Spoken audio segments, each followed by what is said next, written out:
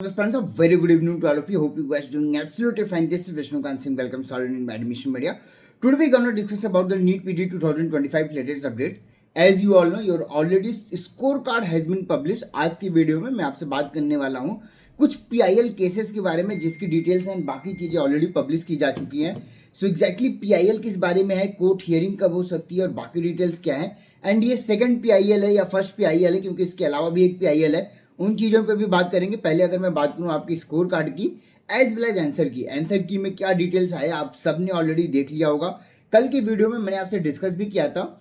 Also score card इस बार आपका password protected आया है, मतलब कि स्कोर कार्ड डाउनलोड करने के बाद अगर आपको ओपन करना है तो आपका जो भी नेम है उसका फर्स्ट 4 कैपिटल लेटर्स में आपको इंटर करना है, एज वेल एज जो आपका मोबाइल नंबर रजिस्टर्ड जो मोबाइल है उसकी लास्ट 4 डिजिट आपको मेंशन करनी है. मतलब कि फॉर एग्जाम्पल अगर आपका नेम एडमिशन मीडिया है तो आपका ADMI कैपिटल में रहेगा, एंड आपका मोबाइल नंबर अगर 9445955519 है तो जो लास्ट की 4 डिजिट हुई वो आपका ADMI, एंड जो लास्ट 4 डिजिट हुआ आपका मोबाइल नंबर का वो आपको साथ में इंटर करते हो, देन आपका स्कोर कार्ड ओपन होगा and it is a password protected part. बात करूँ आंसर की और कैसे क्या है, कल की वीडियो में ऑलरेडी अपडेट कर दिया है, so not gonna stretch much more time. सीधे बात करते हैं PIL पे.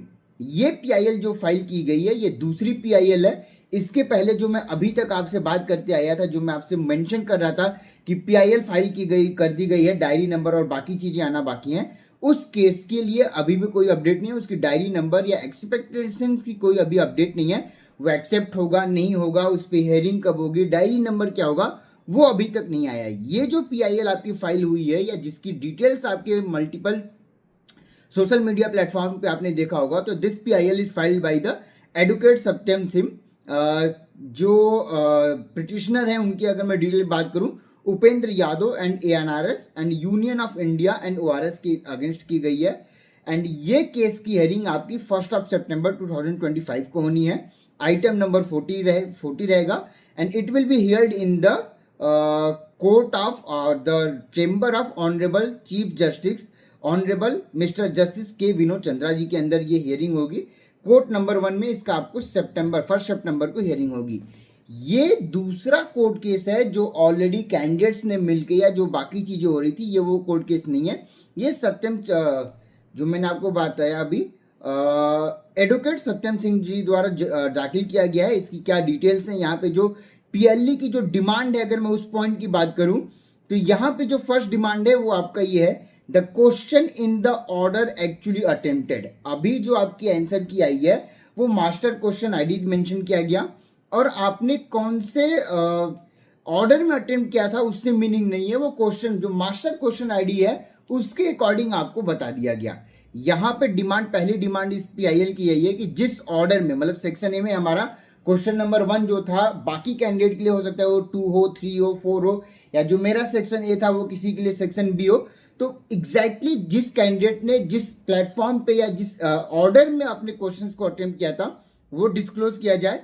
सेकंड, जो भी मैंने रिस्पांस दिया वो एज इट इज मुझे शो किया जाए, ना कि एक्सेल फाइल में, क्योंकि एक्सेल फाइल में सबके लिए सेम इक्वली कर दिया गया.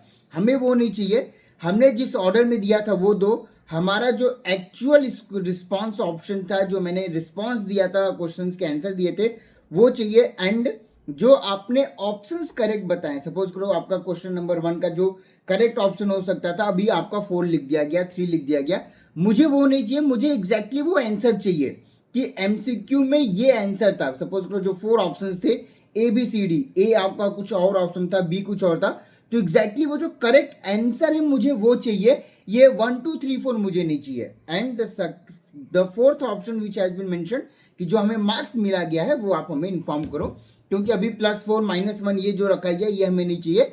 एग्जैक्टली मुझे क्या मार्क्स आपने दिया, जो मैं कैलकुलेट कर रहा हूं मुझे वो नहीं जानना है, जो एग्जैक्टली आपने मार्क्स मुझे दिया वो मुझे चाहिए.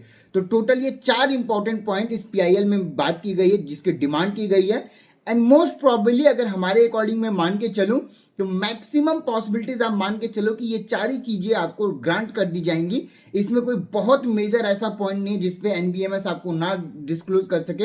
हाँ, सिर्फ एक सिंगल पॉइंट ऐसा आता है कि आपका जो करेक्ट क्वेश्चन आंसर है, जो करेक्ट रिस्पॉन्स का आंसर है, जो पर्टिकुलर आंसर होना चाहिए वो डिस्क्लोज होगा नहीं होगा, ये क्वेश्चन मार्क हो सकता है। बाकी तीनों चीज एनबी को रिलीज करने में कोई प्रॉब्लम नहीं होगी। फोर्थ पॉइंट या जो आपकी सेकंड पॉइंट है, जो करेक्ट ऑप्शन क्या जो आंसर है, मैक्सिमम प्रोबेबिलिटीज अभी के अकॉर्डिंग तो ये लग रही है कि ये भी रिलीज हो जाना चाहिए। But let's see court order क्या आता है, हियरिंग कैसे प्रोसीड करती है, क्या क्या पॉइंट्स वहां पे रेज होते हैं। और अगर इन द मीन टाइम मैं काउंसलिंग की बात करूं, मान के चलिए काउंसलिंग आपके डिले होते हुए दिख रही है, अप्रोक्सीमेटली सितंबर एंड तक ही कुछ ना कुछ अपडेट आने के, आई मीन काउंसलिंग के शेड्यूल और बाकी चीजें हो सकती हैं सेकंड वीक ऑफ सितंबर तक आ जाए, सेकंड वीक एंड तक आपकी काउंसलिंग की शेड्यूल आने के चांसेस है। बट अगर मैं काउंसलिंग स्टार्ट होने की बात करूं, तो अगर ये कोर्ट केस लंबी स्ट्रेच होती है, क्योंकि एक अदर पीआईएल ऑलरेडी पेंडिंग में है, वहां पे और ज्यादा चीजों की डिमांड की गई है, उस पर क्या होगा क्या नहीं होगा, ये कोर्ट केस अगर लंबे स्ट्रेच हुए तो काउंसलिंग आपकी और ज्यादा डिले होगी।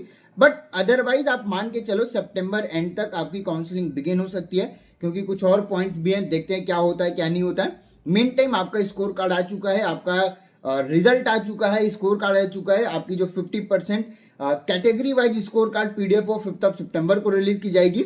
मेन टाइम अगर आप पेड एंड प्रीमियम के स्लॉट्स देख रहे हो, आपके रैंक पे कहाँ सीटें मिल सकती हैं, कहाँ नहीं मिलेंगी, किस बजट में मिल सकती हैं, रिवाइज कट ऑफ के बाद आपकी एलिजिबिलिटी आएगी, तो आपको कैसे प्रोसीड करना चाहिए, इन तमाम चीज़ों के लिए आप हमारे पेड एंड प्रीमियम स्लॉट्स ले सकते हो। स्लॉट्स अभी भी ओपन है, ऐसा कोई प्रॉब्लम नहीं है। आपको कैसे प्रोसीड करना है, कैसे पेमेंट्स करने, इन तमाम चीज़ों के लिए नीचे तो व्हाट्सअप नंबर पे आप मुझे कनेक्ट कर सकते हो, या तो जो हमारा व्हाट्सअप नंबर है या जो टेलीग्राम चैनल है या व्हाट्सअप जो नंबर है उस पर कॉल करके भी आप डिस्कस कर सकते हो क्या ब्रांच मिल सकती है, कहाँ पे मिल सकती है। मैंने ऑलरेडी आपको मल्टीपल टाइम अपडेट किया है कि आप जो भी ब्रांच देख रहे हो without NRI document is also possible.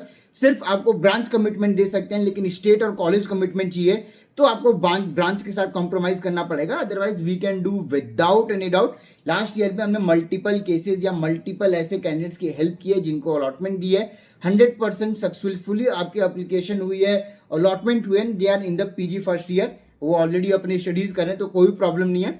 ऐसा बिल्कुल नहीं है कि अगर आपके पास एनआरआई डॉक्यूमेंट ही रहेगा तभी हायर क्लिनिकल ब्रांचेस मिल सकते हैं ऑन द एलिजिबिलिटी स्कोर। अगर आप प्रॉपरली प्रोसीड करते हो, चीजों के अकॉर्डिंग चलते हो, तो without any doubt just eligible score पे भी या रिवाइज कट ऑफ के बाद भी आपको हायर क्लिनिकल ब्रांचेस के ऑप्शन बन सकते हैं, डिपेंडिंग क्या बजट क्या लेके चल रहे हो, कैसे प्रोसीड कर रहे हो, कौन से काउंसलर के साथ प्रोसीड कर रहे हो। क्योंकि मैंने ऑलरेडी इस पे मल्टीपल बार बातें की हैं, एनआरआई डॉक्यूमेंट्स के रूल एंड रेगुलेशन क्या हो सकते हैं, ऑलरेडी हमने एक ब्लॉग लिख के रखा हुआ है, जो अगेन आपको हमारी वेबसाइट admissionmedia.in के ब्लॉग सेक्शन में मिल जाएगी।